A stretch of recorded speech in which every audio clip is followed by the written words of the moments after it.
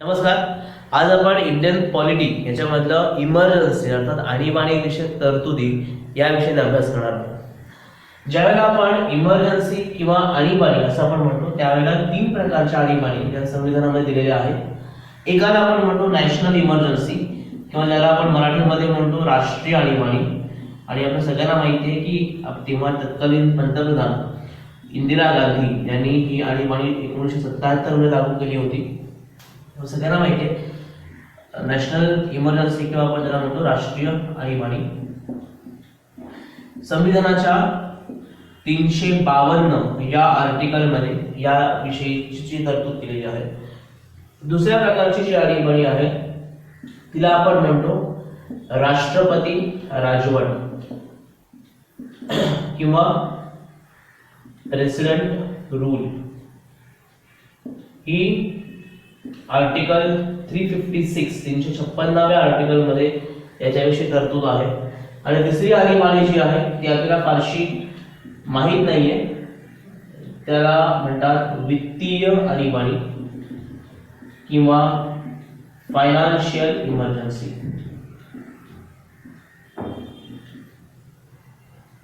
या तिन्हीवर आपल्याला प्रश्न येऊ शकतात, त्याच्यामुळे आपण ह्या तिन्हीचा अभ्यास करणार आहोत. राष्ट्रीय आणीबाणी याच्याविषयी आपण पहिल्यांदा बघू. राष्ट्रीय आणीबाणी कधी लागू केली जाऊ शकते?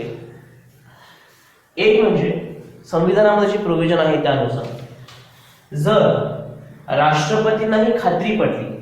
एक म्हणजे या तिन्ही ज्या आणीबाणी आहेत ह्या तिन्ही आणीबाणींचे अधिकार राष्ट्रपतींकडे आहेत. राष्ट्रपतींना वाटलं तर त्यानंतर या तिन्ही आणीबाणी लागू होऊ शकतात. तर आणीबाणी नॅशनल इमर्जन्सी कधी लागू होते तर जर राष्ट्रपतींना असं वाटलं की एक म्हणजे वॉर म्हणजे युद्ध किंवा दुसरं म्हणजे एक्सटर्नल ॲग्रेशन बाहेरून एखादं आक्रमण भारतावर झालेलं आहे किंवा तिसरी गोष्ट म्हणजे इंटरनल भारताअंतर्गत आर्म रिबेलियन म्हणजे सशस्त्र उठाव हा झालेला आहे. आणि या तिन्ही कारणांमुळे किंवा तीनपैकी कुठल्याही एका कारणामुळे भारताची किंवा त्याच्या कुठल्याही एका भागाची सुरक्षितता धोक्यामध्ये आलेली आहे असं जर राष्ट्रपतींना वाटतं तर राष्ट्रपती राष्ट्रीय आणीबाणी लागू करू शकतात. आता याच्यामध्ये दोन महत्त्वाच्या गोष्टी आहेत. एक म्हणजे वॉर आणि एक्सटर्नल ॲग्रेशन. जर राष्ट्रपतींना असं वाटलं की भारत पूर्ण देश किंवा त्याचा कुठलाही भाग यांची सुरक्षितता वॉर किंवा एक्सटर्नल ॲग्रेशन किंवा अंतर्गत सशस्त्र उठाव याच्यामुळे जर धोक्यामध्ये आलेली आहे तर राष्ट्रपती राष्ट्रीय आणीबाणी लागू करू शकतात.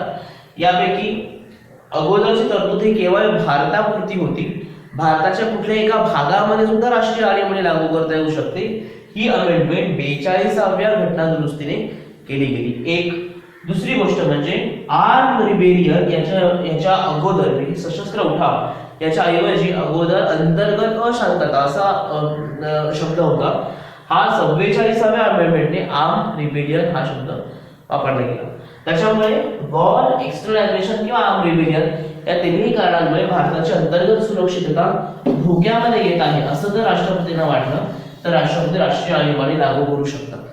आता ही आणीबाणी लागू करण्याची प्रोसेस काय आहे तर ज्यावेळेला राष्ट्रपतींना ही खात्री पडते की आर्म रिबेलियन वॉर किंवा एक्सटर्नल ॲग्रेशन याच्यामुळे ही आवश्यकता भासली आहे की भारताच्या कुठल्याही एका भागामध्ये आणीबाणी जाहीर करावी, त्यावेळेला आणीबाणी जाहीर केल्यानंतर एका महिन्याच्या आत संसदेच्या दोन्ही सभागृहांची विशेष बहुमताने परवानगी घेण्याची आवश्यकता असते. याचा अर्थ काय? एक म्हणजे एका महिन्याच्या आत ही परवानगी घेणं आवश्यक असतं. पूर्वी हा काळ 2 महिने होता. 44व्या अमेंडमेंटने हा काळ एका महिन्यावर आणून ठेवला. एका महिन्यामध्ये ही परवानगी घेणं आवश्यक असतं. कुणाची? संसदेच्या दोन्ही सभागृहांची म्हणजे राज्यसभा सुद्धा आणि लोकसभा सुद्धा. आणि दुसरी गोष्ट म्हणजे ही परवानगी कशी घेतली गेली पाहिजे तर विशेष बहुमताने घेतली गेली पाहिजे. आता विशेष बहुमत या शब्दाचा अर्थ काय आहे तर विशेष बहुमत म्हणजे त्या सभागृहाचं जे काही बहुमत आहे म्हणजे 51% त्या सभागृहाचं जे काही आहे ते बहुमत अधिक त्या दिवशी त्या सभागृहामध्ये जे उपस्थित सदस्य आहेत त्या उपस्थित सदस्यांच्या 2/3 सदस्य यांनी हे अप्रूव्ह केलं असेल त्याला आपण म्हणतो विशेष बहुमत. त्याच्यामुळे विशेष बहुमताने त्यांची परवानगी घेण्याची आवश्यकता असते संसदेची, आणि कधी 1 महिन्याच्या आतमध्ये. जर 1 महिन्याच्या आतमध्ये परवानगी घेण्याची आवश्यकता असते. 1 महिन्याच्या आत परवानगी किती काळासाठी आपण घेऊ शकतो, तर एका पिरियडमध्ये एका भागात 6 महिने एवढ्या काळापर्यंत ती परवानगी घेतली जाऊ शकते. म्हणजे एका वेळेला 6 महिन्यापर्यंत आपण राष्ट्रीय आणीबाणी लागू करू शकतो. त्यानंतर पुन्हा संसदेच्या दोन्ही सभागृहांची परमिशन आवश्यक असते आणि ह्या कालावधी पुन्हा 6 महिन्यासाठी वाढवला जाऊ शकतो. असा 6 महिन्यासाठी कालावधी कितीही काय वाढवला जाऊ शकतो. मात्र एका वेळेला 6 महिने हा कालावधी निश्चित केला आहे. राष्ट्रपतींना कधीही वाटलं की आता आणीबाणीची आवश्यकता नाहीये तर 6 महिन्याच्या आत अध्यादेश काढून ऑर्डिनन्स काढून ते राष्ट्रीय आणीबाणी कॅन्सल करू शकतात. त्याच्यामुळे इथे महत्त्वाची गोष्ट कुठली आहे तर एक म्हणजे 1 महिन्याच्या आत संसदेच्या दोन्ही सभागृहांची परमिशन आवश्यक असते. ती परमिशन विशेष बहुमताने आवश्यक असते आणि एका वेळेला संसद 6 महिन्यांसाठी परमिशन देऊ शकते. पुन्हा 6 महिन्यांनी संसद बसवण्याची आवश्यकता असते आणि त्याला पुन्हा 6 महिन्यांची एक्सटेन्शन घेता येऊ शकतो. असं ते कितीही काळ घेता येऊ शकतं. याच्यावर तुम्हाला प्रश्न विचारण्याची शक्यता आहे. आता या काळामध्ये काय होतं तर या काळामध्ये जे केंद्र शासन आहे जे युनियन गव्हर्नमेंट आहे हे युनियन गव्हर्नमेंट देशाच्या पूर्ण देशामध्ये किंवा देशाच्या कुठल्या एका भागामध्ये ते जी अधिकार आहे त्या अधिकारांवरती मर्यादा आणतं. म्हणजे राज्यांचे जे अधिकार आहेत त्याच्यावर मर्यादा येतात. याचा अर्थ की जी स्टेट लिस्ट आहे जे आपल्या 7व्या शेड्यूल ज्या लिस्ट आहे युनियन लिस्ट, स्टेट लिस्ट आणि कॉन्करंट लिस्ट, याच्यामध्ये स्टेट लिस्ट मध्ये जे काही कायदे आहेत या स्टेट लिस्ट मधल्या कायद्यांवर कायदे करण्याचा अधिकार संसदेला प्राप्त होतो. ही एक महत्त्वाची गोष्ट होते. दुसरी गोष्ट म्हणजे या काळामध्ये जे कायदे पास केले जातात त्या कायद्यांना आर्टिकल 13च्या अंतर्गत सुप्रीम कोर्टामध्ये किंवा हायकोर्टामध्ये चॅलेंज केलं जाऊ शकत नाही. तुम्हाला माहिती आहे जर मूलभूत अधिकारांची पायमल्ली होत असेल तर अशा कायद्यांना सुप्रीम कोर्ट किंवा हायकोर्टामध्ये चॅलेंज केलं जाऊ शकतं. ते इथे केलं जाऊ शकत नाही. आणि तिसरी गोष्ट म्हणजे या काळामध्ये जर कुठलाही कायदा पास झाला तर त्या कायद्यामध्ये मूलभूत हक्कांची पायमल्ली होते. या कारणास्तव तो कायदा रद्दबातल होत नाही. त्याच्यामुळे मूलभूत हक्कांच्या बाबतीमध्ये मर्यादा येतात लेजिस्लेचरच्या बाबतीमध्ये. हे याच्यामध्ये सिद्ध होतं. लेजिस्लेचरच्या बाबतीमध्ये हा मुख्य फरक पडतो. एक्झिक्युटिव्हच्या बाबतीमध्ये सुद्धा असेच फरक पडतात. राज्यांचे जे कार्यकारी अधिकार आहेत हे कार्यकारी अधिकार हे युनियन गव्हर्नमेंटकडे राष्ट्रपतींकडे आणि युनियन गव्हर्नमेंटकडे येतात. त्याच्यामुळे त्यांच्यावर मर्यादा पडतात. आणि तिसरी जी गोष्ट आहे जी आपल्याशी संबंधित आहे ती म्हणजे मगाशी म्हटल्याप्रमाणे जे मूलभूत अधिकार आहेत त्या मूलभूत अधिकारांवर मर्यादा येतात. हे मूलभूत अधिकार आपले जे आर्टिकल 19 मध्ये आहेत त्याच्यावर मर्यादा येतात. आर्टिकल 19चाच अर्थ आहे की मगाशी आपण बघितल्याप्रमाणे की आर्टिकल 13च्या अंतर्गत ह्या काळामध्ये जे काही कायदे होतात त्या कायद्यांवर आपण प्रश्नचिन्ह उपस्थित केलं जाऊ शकत नाही. मात्र जो महत्त्वाची गोष्ट जी आपल्याला आहे ती ही आहे की संसद किंवा राष्ट्रपती आपल्या अध्यादेशाद्वारे आणि संसद आपल्या कायद्यांद्वारे संविधानाच्या आर्टिकल 20 आणि आर्टिकल 21, आर्टिकल 20 आहे कैद्यांचे अधिकार आणि आर्टिकल 21 आहे आपले सर्वसामान्यांचे आयुष्य जगण्याचे अधिकार, स्वातंत्र्याचे अधिकार. हे अधिकार मात्र हिरावले जाऊ शकत नाहीत. हे महत्त्वाचं आहे. याच्यावर तुम्हाला प्रश्न येऊ शकतो. त्याच्यामुळे नॅशनल इमर्जन्सी मध्ये आपल्याला ह्या प्रोव्हिजन्स कळल्या. हे जे कायदे आहेत हे सगळे कायदे हे नॅशनल इमर्जन्सी संपल्याच्या राष्ट्रीय आणीबाणी संपल्याच्या 6 महिन्यांपर्यंतच असतात. त्याच्यामुळे अशा कुठल्याही कायद्यांमध्ये ज्याच्यामुळे अधिकारांची पायमल्ली झालेली आहे, मूलभूत अधिकार हिरावले गेलेले आहेत, अशी कुठलेही जे कायदे आहेत हे कायदे किंवा स्टेट लिस्ट मध्ये जे जे विषय आहेत त्या विषयांवर केलेले कायदे हे सगळे कायदे हे राष्ट्रीय आणीबाणी संपल्याच्या 6 महिन्यांपर्यंतच टिकू शकतात. त्यानंतर ते आपसूक रद्दबातल होतात. नॅशनल इमर्जन्सी मध्ये अजून एक गोष्ट घडते ती म्हणजे संसद किंवा युनियन गव्हर्नमेंट ही राज्यांना काही डिरेक्टिव्ह देऊ शकते, काही आदेश देऊ शकते. आणि जर त्या आदेशांचं पालन हे राज्यांनी केलं नाही तर त्या ठिकाणी राष्ट्रपती राजवट लागू करण्याचा अधिकार राष्ट्रपतींना प्राप्त होतो. हा सुद्धा प्रश्न पॉसिबली येऊ शकतो. आता जी राष्ट्रीय आणीबाणी आहे, ही राष्ट्रीय आणीबाणी आपण काढून बसू शकतो. तर मगाशी बघितलं की आणीबाणी कोण देतं, तर प्रेसिडेंट देतात, राष्ट्रपती देतात, आणि एका महिन्याच्या आत ह्या राष्ट्रीय आणीबाणीच्या निर्णयाला संसदेची परवानगी आवश्यक असते. मात्र ही नॅशनल इमर्जन्सी काढण्यासाठी एक म्हणजे प्रेसिडेंट आपल्या अध्यादेशाद्वारे ही आणीबाणी काढू शकतो. आणि कधी काढू शकतो, संसदेने 6 महिन्यासाठी आणीबाणी बसवली, राष्ट्रपतीला वाटलं की आता आवश्यकता नाहीये, राष्ट्रपती ती आणीबाणी काढू शकतो, कधीही काढू शकतो. सो एक प्रेसिडेंट ऑर्डिनन्सने काढू शकतो, अध्यादेशाने काढू शकतो. आणि दुसरी गोष्ट म्हणजे जी महत्वाची आहे की लोकसभा साध्या बहुमताने, मगाशी आपण बघितलं की आणीबाणी टाकण्यासाठी विशेष बहुमताची आवश्यकता होती, इकडे लोकसभा साध्या बहुमताने सुद्धा आणीबाणी काढू शकते. आणि ही आणीबाणी काढण्यासाठी जर लोकसभेच्या 1.0 सदस्यांनी, लोकसभा चालू असेल तर सभापतींकडे आणि नसेल तर राष्ट्रपतींकडे जर विनवणी केली, तर त्या सभापतीला किंवा राष्ट्रपतीला 14 दिवसांच्या आत बैठक बोलावणं आवश्यक असतं.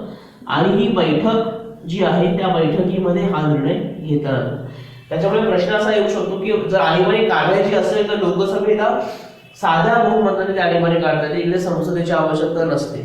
राष्ट्रीय आणीबाणी सुरू करण्यासाठी संसदेच्या परमिशनची आवश्यकता असते. नॅशनल इमर्जन्सी मध्ये अजून एक गोष्ट जी महत्वाची आहे ती ही आहे की नॅशनल इमर्जन्सी ही राष्ट्रपती कॅबिनेट कडून रिटर्न कम्युनिकेशन आल्यानंतरच लागू करू शकतात. ही 44व्या घटना दुरुस्तीने केलेली तरतूद आहे की कॅबिनेट कडून रिटर्न कम्युनिकेशन आल्यानंतरच ही राष्ट्रपती राजवट लागू. हे राष्ट्रीय आणीबाणी विषयक मुख्य आपण कायदे बघितले. आता आपण जाणार आहोत राष्ट्रपती राजवटीकडे. राष्ट्रपती राजवट कधी लागू होते, तर ज्या वेळेला राष्ट्रपतींना असं वाटतं की भारताच्या कुठल्याही एका राज्यामध्ये किंवा कुठल्याही एका भागामध्ये संविधानाप्रमाणे कॉन्स्टिट्यूशनल मशिनरी असं त्यांनी त्याचा शब्द वापरला आहे. तर कॉन्स्टिट्यूशनल मशिनरी व संविधानिक यंत्रणेप्रमाणे जर काम चालू नाहीये किंवा ती ब्रेकडाऊन झालेली आहे असं जर राष्ट्रपतींना खात्री पटली तर राष्ट्रपती त्या ठिकाणी राष्ट्रपती राजवट आणू शकतात. आता इथे महत्वाची गोष्ट काय आहे, तर त्या राज्याचा गव्हर्नर, राज्यपाल राष्ट्रपतींना एक रिपोर्ट देऊ शकतो, ज्याच्या अनुसार ते सांगू शकतो की या ठिकाणी राष्ट्रपती राजवट लागू करण्याची आवश्यकता आहे. मात्र संविधान असं म्हणतं की प्रेसिडेंट स्वतःहून सुद्धा हा निर्णय घेऊ शकतात. त्याच्यामुळे प्रत्येक वेळेला राष्ट्रपती राजवट लागू करण्यासाठी गव्हर्नरच्या रिपोर्टची आवश्यकता असतेच असं नाही. गव्हर्नरचा रिपोर्ट आल्यानंतर राष्ट्रपती राजवट लागू करू शकतात, पण राष्ट्रपती स्वतःहून सुद्धा ती राजवट लागू करू शकतात. कधी लागू करू शकतात, जर कॉन्स्टिट्यूशनल अमेंडमेंट, कॉन्स्टिट्यूशनल मशिनरी ही ब्रेकडाऊन झालेली आहे त्या भागातली अशी राष्ट्रपतींची खात्री पटली तर. ही राजवट लागू करण्याची प्रोव्हिजन काय आहे, तर राष्ट्रपतींना जेव्हा वाटतं की राष्ट्रपती राजवट लागू करावी त्याच्या 2 महिन्यांच्या आत, इथे आपण 1 महिना बघितला होता, इकडे 2 महिन्यांच्या आत संसदेच्या दोन्ही सभागृहांची परवानगी आवश्यक असते. त्याच्यामुळे इथे महत्वाची गोष्ट आहे की 2 महिन्यांच्या आधी परवानगी घेणं आवश्यक असतं. ही परवानगी किती घ्यायची असते, तर एका वेळेला 6 महिन्यांच्या कालावधीसाठी राष्ट्रपती राजवट लागू करता येऊ शकते. अशी मॅक्सिमम 3 वर्षांसाठी राष्ट्रपती राजवट लागू करता येऊ शकते. त्याच्यामुळे एका वेळेला 6 महिने, पुन्हा संसद बसवावी लागते, पुन्हा संसदेचे परमिशन, पुन्हा 6 महिने, असं मॅक्सिमम 3 वर्षांपर्यंत ही राष्ट्रपती राजवट लागू करता येऊ शकते. इथे आपण बघितलं की अशी कुठलीही कालमर्यादा त्यांनी दिलेली नाही.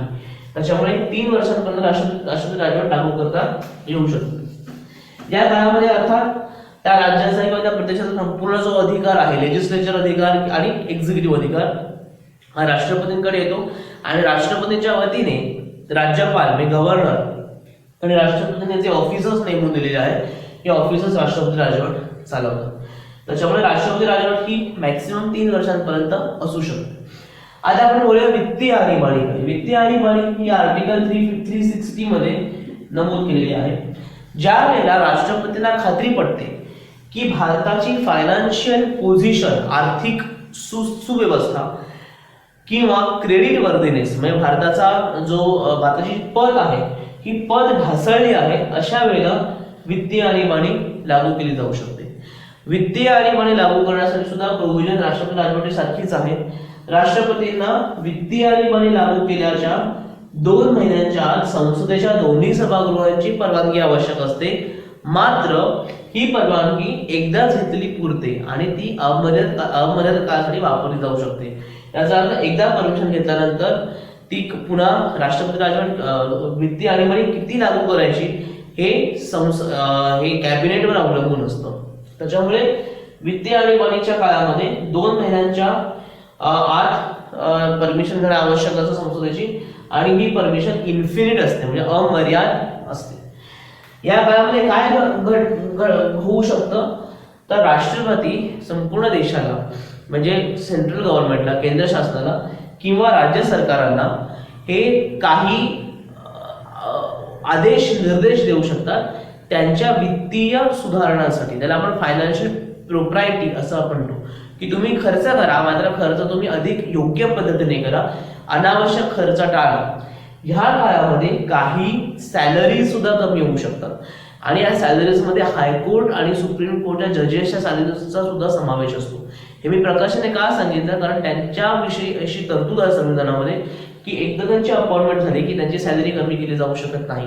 मात्र वित्तीय आणीबाणीच्या काळामध्ये हायकोर्ट आणि सुप्रीम कोर्टाच्या जजेसची सॅलरी सुद्धा कमी केली जाऊ शकते. त्याच्यामुळे आपण एकंदरीत ह्या 3 गोष्टींचा विचार केला. तर मित्रांनो, अशा रीतीने आपण 3 प्रकार बघितले आणीबाणीचे.